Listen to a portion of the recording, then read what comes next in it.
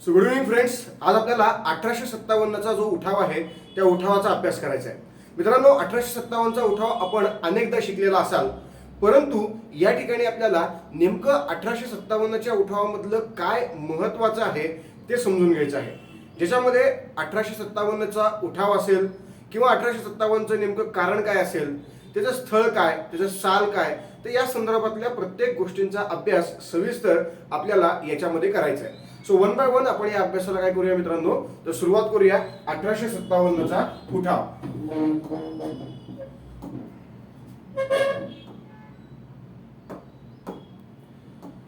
भारताच्या स्वातंत्र्य चळवळीमध्ये 1857च्या उठावाला अनन्यसाधारण महत्व आहे.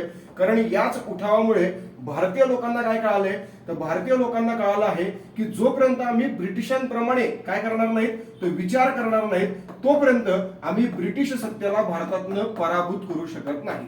ओके, ब्रिटिश सत्तेला काय करू शकत नाही, तर ब्रिटिश सत्तेला पराभूत करू शकत नाही. हे लक्षात घ्या, पराभूत करू शकत नाही. ओके, सो ही जी गोष्ट आहे ना, ती गोष्ट खूप महत्वाची मित्रांनो, लक्षात घ्या.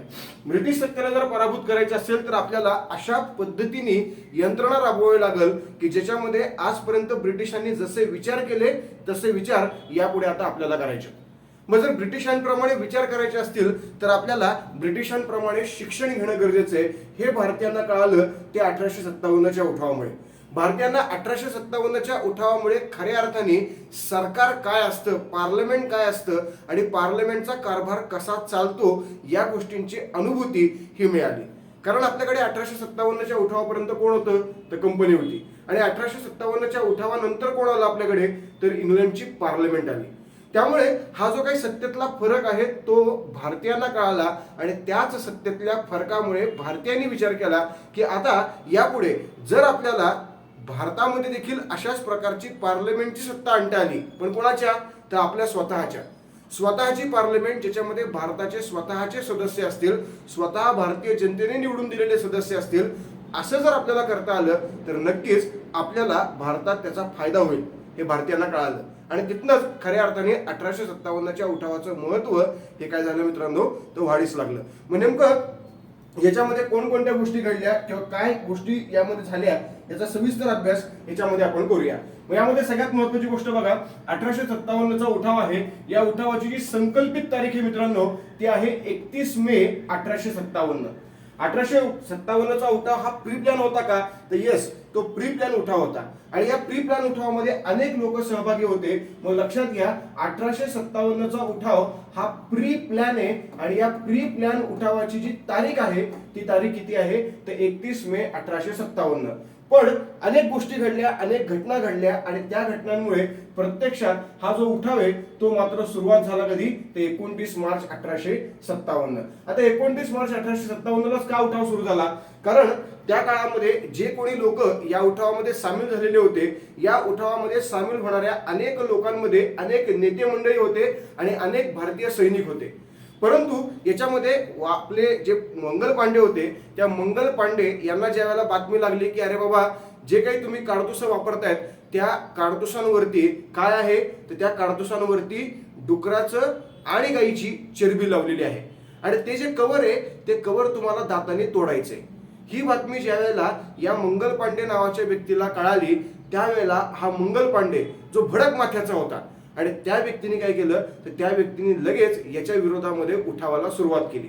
मग या व्यक्तीने उठावाला बराकपूरमध्ये सुरुवात केली. कालांतराने मेरठमधल्या सैनिकांनी मेरठमध्ये सुरुवात केली. कालांतराने इतर भागांमध्ये सुरुवात झाली आणि अशा पद्धतीने हा उठाव संपूर्ण भारतभर वेगवेगळ्या परिस्थितीमध्ये घडत गेला. अर्थात वेगवेगळ्या ठिकाणी जो झालेला उठाव होता तो उठाव एकाच वेळेला न झाल्यामुळे त्या उठावाची तीव्रता ही आपल्याला राष्ट्रीय स्वरूपाची पाहता येत नाही. जर समजा तो उठाव एकाच वेळी भारतामध्ये 31 मेला झाला असता तर नक्कीच त्याची तीव्रता जास्त असली असती. पण तो उठाव झाला कधी, तो उठाव झाला 29 मार्च 1857 जो झाला बराकपूरमध्ये. मग वेगवेगळ्या भागामध्ये वेगवेगळ्या दिवशी उठाव झाले, त्यामुळे ब्रिटिशांच्या हातामध्ये वेळ मिळाला.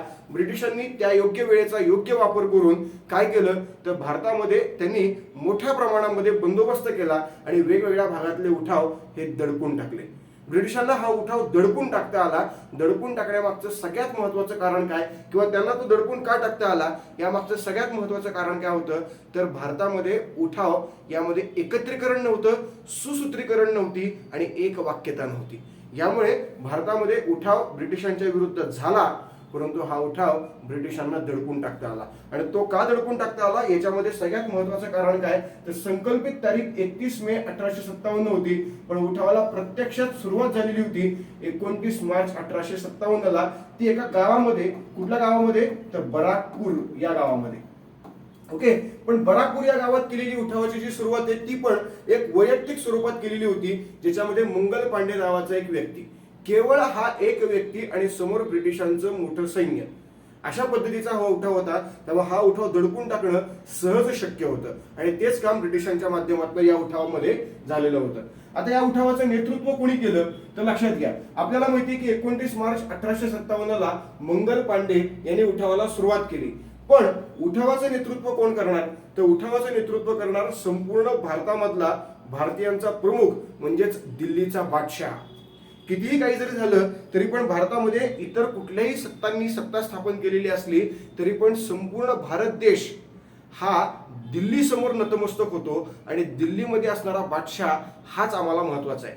ज्या वेळेला मराठ्यांनी उत्तरेमध्ये सत्ता स्थापन केली, दिल्ली ही आपण आपल्या ताब्यात ठेवलेली होती, त्यावेळेला देखील दिल्लीच्या गादीवरती बादशाह शाह आलम दुसरा यालाच बसवलेलं होतं आणि याच्या वतीने मराठा पुण्यामधनं कारभार करत होते. म्हणून आपण नाव दिलं होतं दिल्लीचेही तख्त राखतो महाराष्ट्र माझा. का म्हटलं होतं आपण असं, याचं कारण काय होतं, तर याचं कारणच मुळात ते होतं की आपण स्वतः दिल्लीच्या गादीवर जाऊन बसलोत का, नाही. कारण आपण जर दिल्लीच्या गादीवर जाऊन बसलोत तर भारतीय जनता ही गोष्ट मान्य करणार नाहीत, इतर राजे ही गोष्ट मान्य करणार नाहीत, ते आपल्या विरोधामध्ये येतील आणि म्हणूनच दिल्लीच्या गादीवर बसणारा जो बादशाह आहे त्याला त्या गादीवरती बसवायचं, पण तो कठपुतलीप्रमाणे गादीवर बसणार, कारभार मात्र कोण करणार, आपणच करणार. म्हणून दिल्लीचेही तख्त राखतो महाराष्ट्र माझा ही बिरुदावली आपल्याला मिळाली मित्रांनो, लक्षात घ्या. आणि म्हणूनच याही काळामध्ये 1857च्या उठावामध्ये आपण याच गोष्टी केल्या. काय केलं आपण, तर आपण सेम याच पद्धतीने विचार केला आणि त्यानुसार आपलं जे उठावाचं नेतृत्व आहे ते नेतृत्व या व्यक्तीकडे दिलं, ज्याचं नाव आहे बहादूर शाह जफर दुसरा. हे लक्षात घ्या, काय नाव आहे, बहादूर शाह जफर दुसरा. या उठावाचं मुख्यालय दिल्ली, कारण उठाव दिल्लीला सुरू झाला, बादशाह दिल्लीमध्ये होता. त्यानंतर या उठावाचं सगळ्यात महत्वाचं कारण काय होतं बघा, कारण होतं मित्रांनो अनुपस्थित सार्वभौमत्व. काय नाव होतं बघा, अनुपस्थित सार्वभौमत्व. सार्वभौमत्व क्लिअर आहे. आता तुम्ही म्हणाल याचा अर्थ काय, तर सिंपल आहे बघा. भारतामध्ये आजपर्यंत जर आपण बघितलं तर मुघल आले, भारतामध्ये सुलतान आले, भारतामध्ये ब्रिटिश आले. परंतु जर भारतामध्ये सुलतान आणि मुघल यांचा विचार केला तर जे सुलतान आले ते ज्या देशामधनं आले त्या देशातनं ते इथं आले, इथं स्थायिक झाले. इथला जो त्यांचा सुलतान आहे तो इथल्या सुलतानांचा म्हणजेच भारताचा प्रमुख, इथल्या मुसलमानांचा प्रमुख, इथल्या सत्ताधीशांचा प्रमुख. इथल्या सुलतानाचा कुणी परकीय व्यक्ती प्रमुख नव्हता. इथला सुलतान इथल्या लोकांवरती कर गोळा करायचा, इथल्या लोकांकडनं कर गोळा करायचा आणि त्या कराचा पैसा इथल्याच लोकांवर खर्च करायचा. त्यानंतर बादशाह आला, मुघल बादशाह भारतामध्ये आला, सत्ता स्थापन केली. सत्ता स्थापन केल्यानंतर भारतातल्या मुघलांचा प्रमुख हा भारतातलाच बादशाह, भारतातला मुघल बादशाह भारतीयांकडनं कर गोळा करायचा आणि कराचा पैसा इथंच खर्च करायचा. पण त्यानंतर ब्रिटिश आले, भारतामध्ये ब्रिटिश आले. भारतातल्या ब्रिटिशांचा प्रमुख साता समुद्रापलीकडे बसणारा इंग्लंडच्या पार्लमेंट मधला व्यक्ती, इंग्लंडच्या पार्लमेंट मधला राजा. भारतामधला हा इंग्रज अधिकारी भारतीय लोकांकडनं कर गोळा करायचा, पण कराचा पैसा मात्र खर्च कुठं करायचा, तर इंग्लंडमध्ये करायचा. म्हणजे पैसा आमच्या देशातनं उचलायचा आणि खर्च इंग्लंडच्या देशामध्ये करायचा. म्हणजे इकॉनॉमी, इंडियन इकॉनॉमीमधनं पैसा काढायचा आणि इंग्लंडच्या इकॉनॉमीमध्ये तो खर्च करायचा.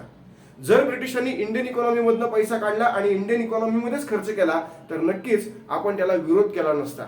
म्हणूनच दादाभाई नौरोजींनी संपत्तीचं निस्सारण हा सिद्धांत आपल्याकडे मांडला. ड्रेन ऑफ वेल्थ या नावाने त्यांनी काय केला होता, सिद्धांत मांडला होता. म्हणजेच आपल्याकडची जी वेल्थ आहे, संपत्ती आहे, त्या संपत्तीचं ड्रेन होतंय, वॉशआउट होतीये, त्याचं निस्सारण होतंय. कुणाकडे होतंय, Indian economy to England economy.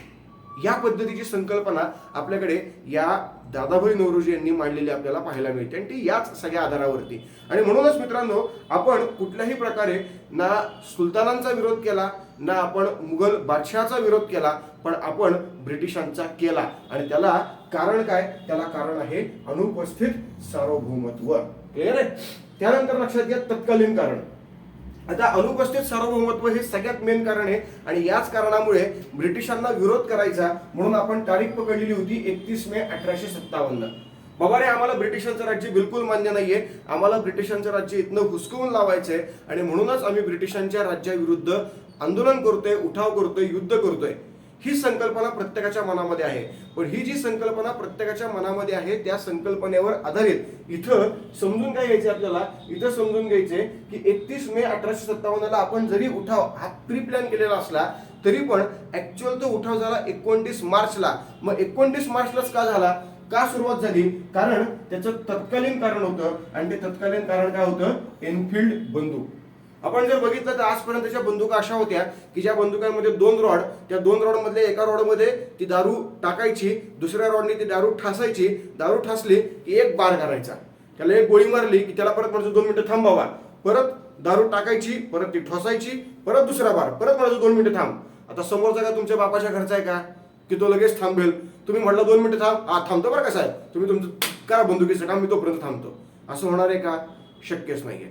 मग असं होणार नसेल तर काहीतरी इनोव्हेटिव्ह पाहिजे, म्हणून या नवीन बंदुका आणलेल्या होत्या ज्याच्यामध्ये दारू ठासण्याचं बिलकुल काम नाहीये. डायरेक्ट काडतुस आहेत, त्या काडतुसा घ्यायच्या, दाताने त्याच्यावरचं कव्हर काढायचं, ते काडतुस त्यात टाकली की गोळी करायची, म्हणजे गोळी सोडायची. क्लिअर आहे? फक्त प्रॉब्लेम काय की जी गोळी आहे, जे काडतुस आहे, त्याच्यावरती जे कव्हर आहे ते कव्हर गाई आणि डुकराच्या चरबीपासून बनवलेलं होतं. बरं, असं नका, काही प्रॉब्लेम नाही, पण ते तोडताना हाताने तोडता येत नव्हते, ते दाताने तोडावं लागायचं. आणि इथं सगळ्यात मोठा प्रॉब्लेम झाला. बघा, गाय जी हिंदू धर्मासाठी पवित्र आहे आणि डुक्कर जे इस्लाम धर्मासाठी हराम आहे, अपवित्र आहे. मग अशा वेळेला इस्लामिक लोकांचा पॉइंट ऑफ इंटरेस्ट, हिंदू लोकांचा पॉइंट ऑफ इंटरेस्ट, दोन्ही लोकांचा पॉइंट ऑफ इंटरेस्ट त्यात तयार झाला आणि त्यामुळे लोकांनी त्याला एकत्रित विरोध केला. ब्रिटिशांच्या विरुद्ध हिंदू आणि मुस्लिम लोकांनी एकत्रित केलेल्या उठावांपैकी हा एक महत्वाचा उठाव होता. एकत्रित केलेल्या विरोधांपैकी हा एक महत्वाचा विरोध होता, कारण याच्यामध्ये हिंदू पण समाविष्ट झाला, याच्यामध्ये मुस्लिम पण समाविष्ट झाला. दोघंही समाविष्ट होण्यासाठी एक विशिष्ट धार्मिक कारण मिळालं आणि या कारणामुळे या सगळ्या प्रकारच्या गोष्टी आपल्याला या ठिकाणी पाहायला मिळतात. म्हणून लक्षात घ्या, एनफिल्ड बंदूक, ही एनफिल्ड बंदूक जर प्रकरण झालं नसतं तर वेगळं काहीतरी प्रकरण झालं असतं, पण उठाव झालाच असता. उठाव झाला नसता असं नाहीये. म्हणून लक्षात घ्या, आपल्याकडचं जे मुख्य कारण आहे ते मुख्य कारण काय आहे? ते मुख्य कारण आहे अनुपस्थित सार्वभौमत्व. पण तत्कालीन कारण काय आहे? एनफिल्ड बंदूक. हे नाही तर ते काहीतरी झालं असतं नक्कीच, पण मुख्य कारण अनुपस्थित सार्वभौमत्व. पण नेमका 1857चा उठाव 1857लाच का झाला किंवा 29 मार्चलाच का झाला? कारण एनफिल्ड बंदूक हे त्याच्या मागचं सगळ्यात महत्वाचं कारण. पुढे बघा ब्रीदवाक्य. आता ब्रीदवाक्य जर म्हणलं या उठावाचं तर ते होतं चलो दिल्ली, मारो फिरंगी को आणि कंपनी सरकारचा हाय हाय. अशा प्रकारचे 3 ब्रीदवाक्य यामध्ये होते. का चलो दिल्ली? कारण आम्हाला काय करायचंय? आम्हाला आहे त्या भागामध्ये उठाव करायचा आहे, उठाव करून ब्रिटिशांना संपवायचे आणि ब्रिटिशांना संपवून आम्हाला आगेकूच करायची आहे दिल्लीकडे. दिल्ली ही आमची राजधानी आहे आणि राजधानीवरती आम्हाला अटॅक करायचा आणि राजधानी ताब्यात घ्यायची. कारण आपल्याला माहितीच आहे की ज्या देशाची राजधानी तुम्ही ताब्यात घेतात तो देश ताब्यात आलाच म्हणून समजा. कारण सगळ्यात महत्वाचा सिक्युअर प्रदेश जो असतो तो कुठला असतो? तो असतो राजधानीचा. आणि म्हणून राजधानी खूप महत्वाची आहे आणि ती राजधानी ताब्यात येण्यासाठी अशा पद्धतीचे प्रयत्न. म्हणून चलो दिल्ली, मारो फिरंगी को. आता फिरंगी को म्हणजे कोण? फिरंगी म्हणजेच कोण? फिरंगी म्हणजेच ब्रिटिश. आणि त्यामुळे या ब्रिटिश लोकांना, या युरोपियन लोकांना मारायचं म्हणून मारो फिरंगी को आणि कंपनी सरकारचा हाय हाय. लक्षात घ्या, 1857चा जो उठाव आहे तो उठाव सगळ्यात महत्वाचा ब्रिटिश सरकारच्या विरुद्ध जरी असला तरी पण ते ब्रिटिश सरकार म्हणजे कोणाचं सरकार? तर कंपनीचं सरकार. आम्हाला पार्लमेंट बद्दल मुळात काही माहितीच नाहीये. आम्हाला माहिती आहे काय? फक्त आम्हाला माहिती कंपनी. आणि आमचा विरोध कोणाला आहे? फक्त कंपनीला आहे. आम्हाला बाकी घेणं देणं नाही.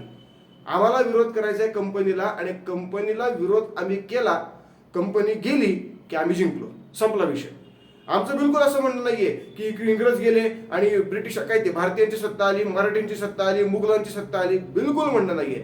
आमचं म्हणणे फक्त आम्हाला काय नकोय, कंपनी नकोय. म्हणून आमचा जो काही विरोध आहे तो विरोध नेमका कोणाला आहे, तर तो विरोध आहे पूर्णपणे कंपनीला. आणि म्हणूनच कंपनी सरकारचा हाय हाय हे याच्यामधलं सगळ्यात महत्वाचं काय मित्रांनो, तर ब्रीदवाक्य.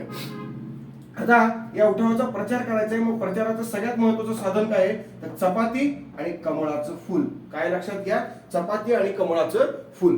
आता नेमका याचा अर्थ काय, काहीच माहित नाही, परंतु अनेक पुस्तकांमध्ये अशा पद्धतीची माहिती दिलेली आहे की चपाती आणि कमळाचं फुल या गोष्टी आपल्याकडे काय केल्या गेल्या, उठावाचा प्रचार आणि प्रसाराचं साधन म्हणून वापरल्या गेल्या. हे आपल्याला सांगितले गेले आणि त्याच पद्धतीने आपल्याला ते काय करायचं मित्रांनो, तर लक्षात ठेवायचं आहे. लक्षात ठेवणं आपल्याला ते गरजेचं आहे. क्लिअर आहे. सो या पद्धतीने आपल्याकडं हे आपल्या 1857च्या उठावाबाबतची एक संकल्पित माहिती, जी माहिती आपल्यासाठी खूप महत्वाची असते.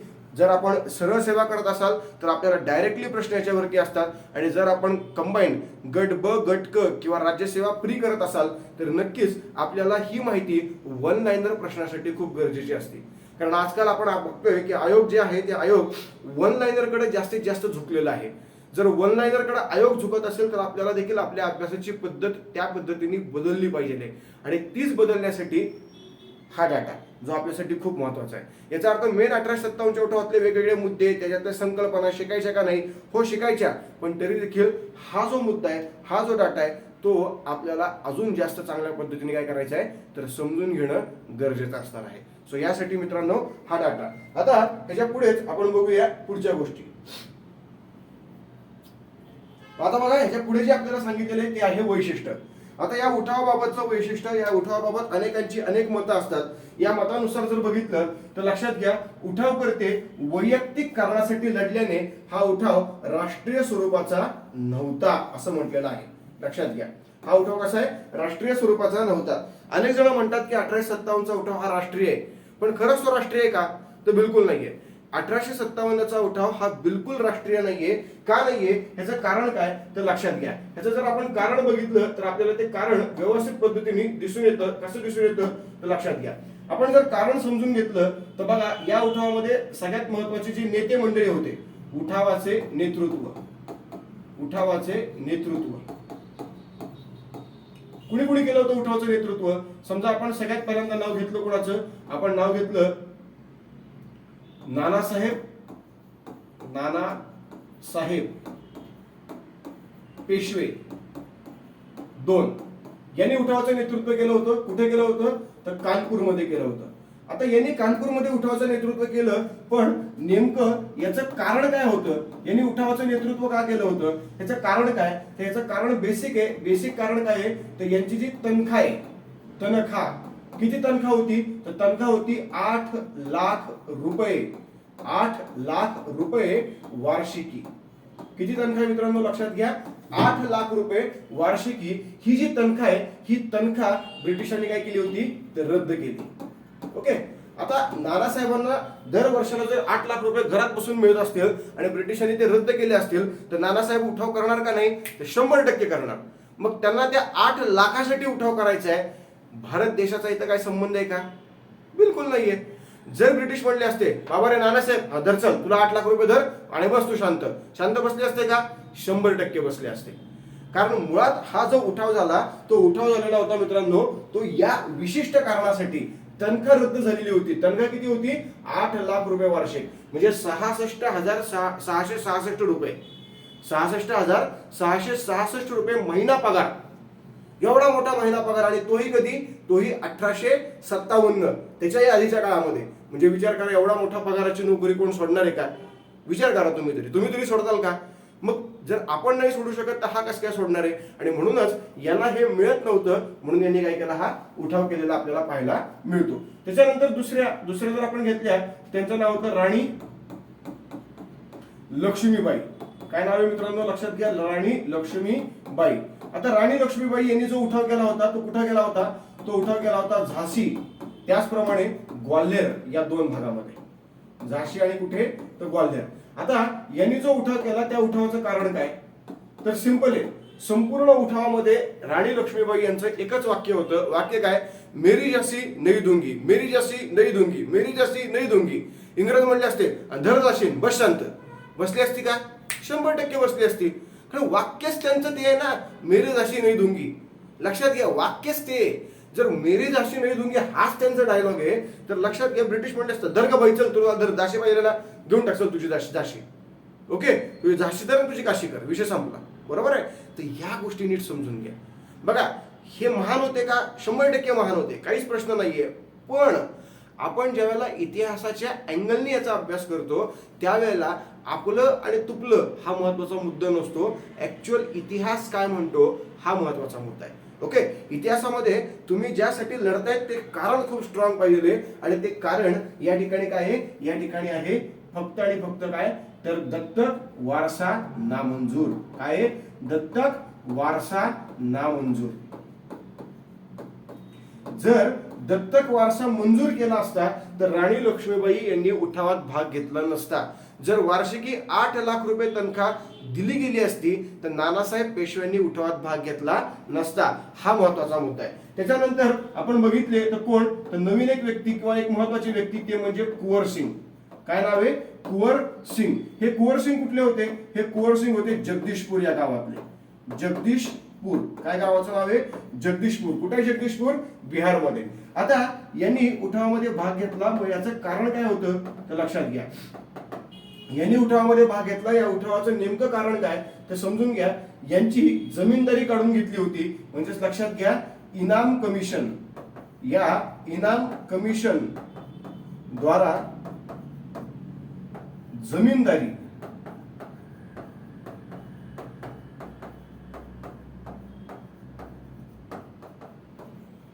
काय केलं बघा, इनाम कमिशन द्वारा जमीनदारी काढून घेतली. आता बिचारा कुंवर सिंग तो जमीनदार होता, चांगल्या पद्धतीने काम करत होता, त्याच्या हाताखाली अनेक लोक होते, सगळं काही व्यवस्थित चालू होतं. पण ब्रिटिशांनी काय केलं? इनाम कमिशन स्थापन केलं आणि याची जमीनदारी काढून घेतली. जमीनदारी काढून घेतली, ते चिडलं. ते चिडल्यानंतर कोणाविरुद्ध गेलं? ब्रिटिशांच्या विरुद्ध गेलं. म्हणून लक्षात घ्या, 1857च्या उठावामध्ये याही व्यक्तीने सहभाग घेतला. पण तो का घेतला ह्याचं कारण काय? तर ह्याचं कारण याची जमीनदारी गेलेली होती. ओके, इनाम कमिशन हे याचं सगळ्यात महत्वाचं कारण होतं. जर याची इनाम कमिशनद्वारे जमीनदारी गेलीच नसती तर याने उठावामध्ये भाग घेतला नसता, हे लक्षात घ्या. आणि म्हणूनच 1857चा जो उठाव आहे त्या उठावामध्ये जे लढले, ज्याने उठावाचं नेतृत्व केलं, ते सर्वजण वैयक्तिक कारणासाठी लढत होते. ओके, आता समजा आपण याच्यामध्ये म्हणलं कोण? तर याच्यामध्ये म्हणलं आपण भारतीय सैनिक.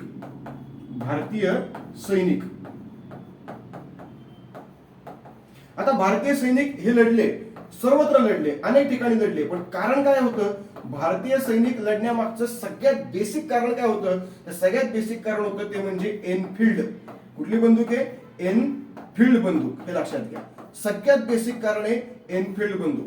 मग जर भारतीय सैनिक लढले आणि त्याचं बेसिक कारण जर एनफिल्ड बंदूक असेल तर लक्षात घ्या मित्रांनो, जर त्या ठिकाणी मी नॉनव्हेज खाणारा व्यक्ती असेल आणि मला माहिती की समोर गाईचा आणि डुकराची चरबी आहे आणि मला काहीच प्रॉब्लेम नाही, मी खाऊ शकतो, तर तो व्यक्ती विरोध करणार आहे का?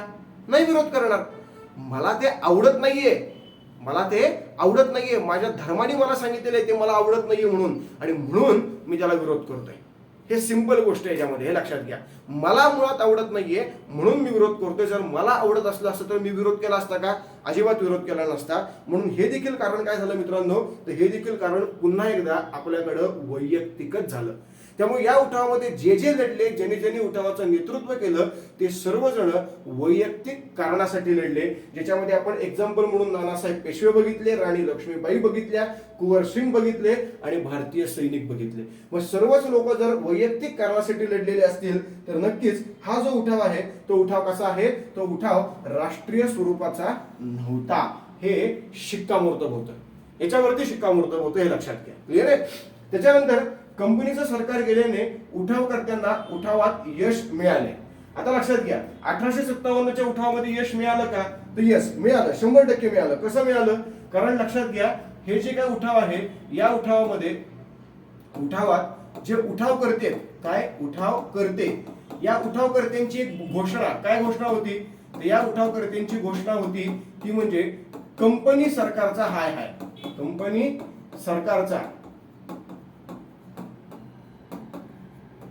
सरकारचा हाय हाय ही सगळ्यात महत्वाची घोषणा कोणाची होती?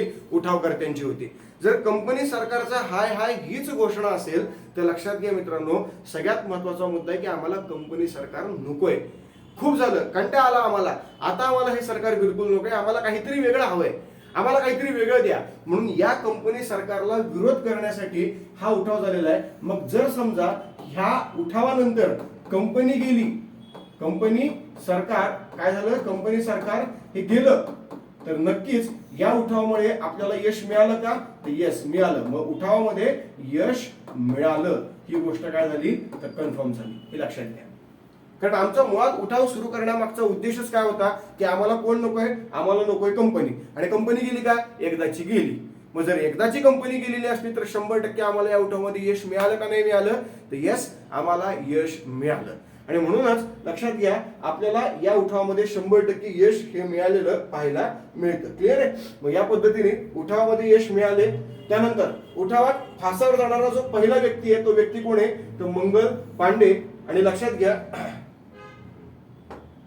उठावात फासावर जाणारा पहिला व्यक्ती कोण आहे, मंगल पांडे. आणि शेवटचा व्यक्ती कोण आहे, तात्या टोपे. मंगल पांडे हा जो काही व्यक्ती आहे, लक्षात घ्या, मंगल पांडे, मंगल पांडे हा जो मंगल पांडे, या मंगल पांडेला फाशी झालेली होती कधी, तर याला झाली होती 8 एप्रिल 1857. क्लिअर आहे. आणि हा जो काय आहे तात्या टोपे, तर या तात्या टोपेला जी फाशी झालेली होती ती सगळ्यात शेवटी झालेली होती. ती कधी झाली होती तर फाशी ती झाली होती 1859 मध्ये.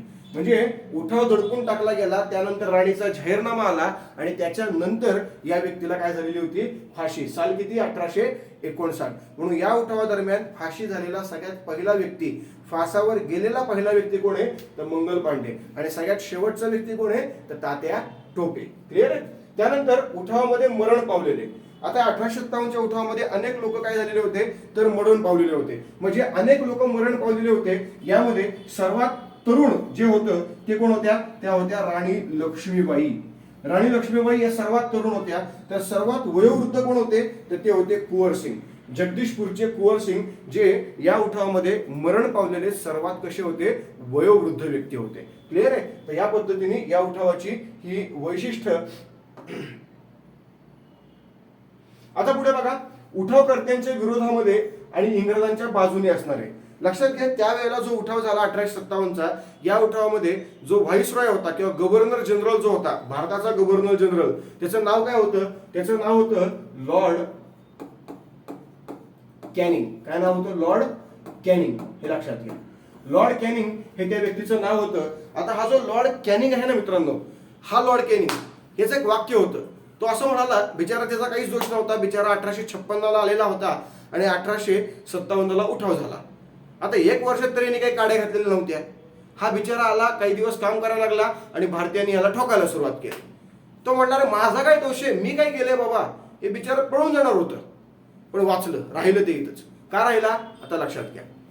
यांनी एक जी डायरी लिहिली होती त्या डायरीत एक वाक्य लिहिलेलं होतं की 1857च्या उठावादरम्यान जर शिंदे, होळकर, गायकवाड, भोसले, मद्रासी, शीख आणि गोरखा, कोण कोण 7 जण बघा, शिंदे, होळकर, गायकवाड, भोसले, मद्रासी, शीख आणि गोरखा या 7 लोकांनी जर उठावकर्त्यांना मदत केली असती तर मी उद्याच भारत सोडून लंडनला जाणार होतो. उद्याच भारत सोडून कुठे जाणार होतो, लंडनला जाणार होतो. हे वाक्य कोणाचं वाक्य होतं, लॉर्ड कॅनिंग याचं. म्हणून लक्षात घ्या, या दरम्यान जर आपण बघितलं तर आपल्याला असं दिसतं की या उठावामध्ये उठावकर्त्यांच्या विरोधात पण इंग्रजांच्या बाजूने असणारे कोण कोण आहेत, तर हे 7 लोक, ज्यामध्ये शिंदे, होळकर, गायकवाड आणि भोसले. शिंदे कुठले, शिंदे आपल्याला माहिती आहे ग्वाल्हेरचे शिंदे. होळकर कुठले होते, इंदोरचे होळकर. त्याचप्रमाणे गायकवाड कोणते, गायकवाड बडोद्याचे गायकवाड. त्याचप्रमाणे भोसले कुठले, भोसले नागपूरचे भोसले. मद्रासी म्हणजे अख्खा दक्षिण भारत. शीख म्हणजे कुठले तर पंजाबी. ओके. आणि गोरखा म्हणजे कुठले तर नेपाळी. तर हे जे लोक आहेत हे लोक पूर्णपणे काय होते, तर हे लोक पूर्णपणे इंग्रजांच्या बाजूने होते उठावकर्त्यांच्या विरुद्ध. जर यांनी उठाव करताना साथ दिली असती मित्रांनो, तर लक्षात घ्या 1857चा उठाव हा आपल्या देशाने लढवलेला पहिला आणि शेवटचा उठाव झाला असता, शेवटचा लढा झाला असता आणि आपल्याला त्याच वेळेला स्वातंत्र्य मिळालं असतं. त्यांचा सगळ्यात प्रमुख व्यक्ती लॉर्ड कॅनिंग जो गव्हर्नर आहे तो म्हणतो की मी पळून जाणार होतो. मग विचार करा, बाकीच्यांचा तर काही संबंधच नाहीये. तर या पद्धतीची ताकद या उठावामध्ये होती. पण आपलेच लोक ती ताकद अजून जास्त प्रमाणात द्यायला, ती एकी दाखवायला कमी पडले आणि त्यामुळे उठाव तेवढ्या मोठ्या प्रमाणात स्ट्रॉंग झाला नाही. 1857च्या उठावामध्ये वैयक्तिक उठाव करणारा एकमेव व्यक्ती होता, त्याचं नाव काय? मंगल पांडे. एकमेव व्यक्ती होता. कुठल्याही प्रकारे 1857च्या उठावामध्ये ज्यांनी उठाव केले त्यामध्ये अनेक लोक एकत्रित येऊन उठाव करत होते, पण ज्यांनी एकमेव उठाव केला, एकमेव व्यक्ती इंग्रजांच्या विरुद्ध लढत होता, तो एकमेव व्यक्ती कोण होता? तो व्यक्ती होता मंगल पांडे. जो एकमेव व्यक्ती, जो एकटा व्यक्ती आहे, जो इकडे उभारलेला आहे, समोर अख्खीची अख्खी सेना आहे आणि त्यांच्या विरुद्ध हातात बंदूक घेऊन उभारलाय. त्याला माहिती मी मरणार आहे, 100% मरणार आहे, तरीही तो उभारलेला आहे. ही हिंमत त्या व्यक्तीकडे होती. त्या व्यक्तीचं नाव काय? तर मंगल पांडे. त्यामुळे 1857च्या उठावामध्ये वैयक्तिक उठाव करणारा व्यक्ती कोण? मंगल पांडे. उठावकर्त्यांना सर्वसामान्य नागरिकांनी मदत करून उठावात सहभागी झालेले उठाव केंद्र कोणते? ते जगदीशपूर. लक्षात घ्या, 1857च्या उठावामध्ये कुठल्याही प्रकारे उठाव करते, 1857च्या उठावामध्ये कुठल्याही प्रकारे जे उठाव करते आहेत, हे उठाव करते, लक्षात घ्या, हे जे उठाव करते हे उठाव करते म्हणजे फक्त सैनिक आणि नेतृत्व करणारे होते. याच्यामध्ये सर्वसामान्य भारतीय लोकांनी कधीही उठावामध्ये मदत केलेली नव्हती किंवा ते सहभागी झालेले नव्हते. पण जगदीशपूर जे बिहार राज्यामधले ते एकमेव असं उठावाचं केंद्र होतं की ज्या ठिकाणी सर्वसामान्य नागरिक हे उठावामध्ये उठावकर्त्यांच्या बाजूने इंग्रजांच्या विरुद्ध सहभागी झाले होते. त्यामुळे सर्वसामान्य नागरिक ज्या उठावामध्ये सहभागी झाले असं एकमेव उठावाचं केंद्र, आणि केंद्राचं नाव काय आहे? जगदीशपूर. जे कुठं आहे? जे आहे बिहारमध्ये. ओके, बिहारमध्ये. कारण या ठिकाणी नेतृत्व करणारा जो कुंवर सिंग आहे तो जमीनदार होता आणि त्या जमीनदाराची जमीनदारी ही इंग्रजांनी काढून घेतली होती आणि त्या जमीनदारीवर अवलंबून गावातली असंख्य प्रजा होती. मग ती अवलंबून असल्यामुळे त्या प्रजेचा रोजगारच गेला. कुणामुळे गेला? ब्रिटिशांमुळे गेला. मग तू नेतृत्व कर, तू चल पुढे, आम्ही आहे तुझ्या मागं. आणि त्यामुळे नेतृत्व केलं कुंवर सिंगनी आणि मागं सगळ्या जनतेने त्यांना काय केला? पाठिंबा दिला, सपोर्ट केला. तर हे जे वैशिष्ट्य आहे ते वैशिष्ट्य खूप महत्वाचं आहे आणि ते वैशिष्ट्य याच्यामध्ये आपल्याला पाहायला मिळतं. मित्रांनो, या प्रकारच्या गोष्टी आपल्याला गरजेच्या आहेत अभ्यासासाठी. त्यानंतर लक्षात घ्या, 1857च्या उठावानंतर नेपाळला पलायन करणारे कोण कोण होते? तर लक्षात घ्या, 1857च्या उठावानंतर नेपाळला पलायन करणारे लोक जे आहेत याच्यामध्ये एक होते नानासाहेब पेशवे दुसरे आणि दुसऱ्या होत्या बेगम हजरत महल. ओके, आता लक्षात घ्या, नानासाहेब पेशवे यांनी ज्यावेळेला कानपूरमध्ये उठाव केला, कानपूरमधला उठाव ब्रिटिशांनी दडपून टाकला. मग नानासाहेब पेशवे आपले निवडक सैन्य आणि तात्या टोपे यांना बरोबर घेऊन मध्य प्रदेश मधल्या कालपी या गावात गेले. कालपी गावामध्ये तिकडनं राणी लक्ष्मीबाई आल्या. मग राणी लक्ष्मीबाई, नानासाहेब आणि तात्या टोपे यांनी ठरवलं की नानासाहेब पेशवे आणखी सैन्य मिळवण्यासाठी नेपाळला जाणार आणि तोपर्यंत तात्या टोपे या राणी लक्ष्मीबाई यांना मदत करणार. क्लिअर आहे? हे सगळं ठरलं आणि मग नानासाहेब गेले आणखी सैन्य मिळवण्यासाठी, नेपाळमधल्या लोकांची मदत मिळवण्यासाठी. नेपाळमध्ये कोण आहे? गोरखा रेजिमेंट. त्या गोरखा सैन्याची मदत मिळवण्यासाठी ते तिकडे गेले. ओके, पण तिकडे गेल्यानंतर नेमकं त्यांचं काय झालं, ते परत रिटर्न आले का नाही आले का याच्याबद्दल कुठंच वाच्यता नाहीये, कुठंच माहिती नाहीये, काहीच माहिती नाही, कुठल्याच प्रकारची माहिती नाहीये. यामुळे ते नेपाळला गेले आणि तिथनं पुढं काय झालं याच्याबद्दल सर्वजण काय आहात? आपण अनभिज्ञ आहोत. आता महत्वाचा मुद्दा काय? तर दुसरी जी बेगम हजरत महल आहे. आता बेगम हजरत महल जी आहे ती अवध प्रांतामधली. कुठल्या प्रांतातली? अवध प्रांतातली. आता बेगम हजरत महल यांनी देखील अवध प्रांत, ज्याची राजधानी लखनौ, त्या लखनौमध्ये मोठ्या प्रमाणात इंग्रजांच्या विरुद्ध उठाव केला. इंग्रजांनी हा देखील उठाव दडपून टाकला. पण हा देखील उठाव ज्यावेळेला इंग्रजांनी दडपून टाकला त्यावेळेला या उठावामध्ये आणखी सैन्याची कुमक मला लागणार आहे हे ज्यावेळेला या बेगम हजरत महल यांना कळालं त्यावेळेला त्या देखील या सैन्याची मदत मिळवण्यासाठी कुठे गेल्या? त्या नेपाळला गेल्या. दोघेही नेपाळला गेले, पण दोघांचाही परत काही पत्ताच नाही. बरं, नेपाळमधलं वातावरण खूप सुंदर आहे, थंड आहे, माउंट एव्हरेस्ट आहे. बरं, नानासाहेबांकडं ती नव्हती आणि तिच्याकडं म्हणजेच बेगम हजरत महालकडं तो नव्हता. त्यामुळे आपल्याला पुढचं काहीच माहित नाही. पण नक्कीच शंकेची पाल मात्र आपल्या मनामध्ये चुकचुकू शकते. तुमची चुकचुकली असेल आणि नसेल तर मी सांगितल्यामुळे चुकचुकू द्या, नाही का? मग आपल्याला माहित नाही, पण नक्कीच काही ना काहीतरी गोष्ट नक्कीच या ठिकाणी घडलेली असावी. तर या पद्धतीने हा 1857चा जो उठाव आहे त्या उठावाचा संपूर्ण डाटा. ओके, आता लक्षात घ्या मित्रांनो, या उठावामध्ये आपल्याला या उठावामधलं जे सगळ्यात महत्वाचा परिणाम आहे तो परिणाम समजून घ्यायचा आहे. आणि तो परिणाम काय आहे? तो परिणाम आहे, लक्षात घ्या, 1858 राणीचा जाहीरनामा. काय आहे? राणीचा जाहीरनामा हा सगळ्यात महत्वाचा परिणाम आहे या 1857च्या उठावाचा. ओके, 1858ला हा राणीचा जाहीरनामा मांडला गेला. मग लक्षात घ्या, त्याचं साल काय होतं? तर 1 नोव्हेंबर 1858. स्थळ काय होतं? अलाहाबाद, म्हणजेच सध्याचं काय? प्रयागराज. ओके, त्यानंतर हा नेमका कोणी मांडला? तर तत्कालीन गव्हर्नर जनरल लॉर्ड कॅनिंग यांनी मांडला. ओके, आणि याच्यामध्ये नेमकी तरतूद काय होती? तर लक्षात घ्या, ह्या तरतूद खूप महत्वाची होती. आणि त्या तरतुदीमधली सगळ्यात पहिली तरतूद काय? तर भारतातील सत्तेचे हस्तांतरण. लक्षात घ्या, भारतातील सत्तेचे हस्तांतरण कंपनीकडून कुणाकडे झालं? तर कंपनीकडून पार्लमेंटकडे.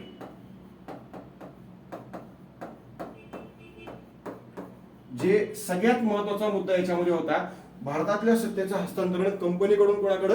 तर पार्लमेंटकडे झालेलं आपल्याला पाहायला मिळतं. त्याच्यानंतर दुसरा महत्वाचा मुद्दा काय होता? तर दुसरा महत्वाचा मुद्दा म्हणजेच काय? तर भारतातील ब्रिटिश सत्तेचा प्रमुख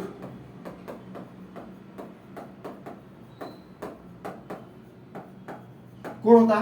तो होता भारताचा गव्हर्नर जनरल.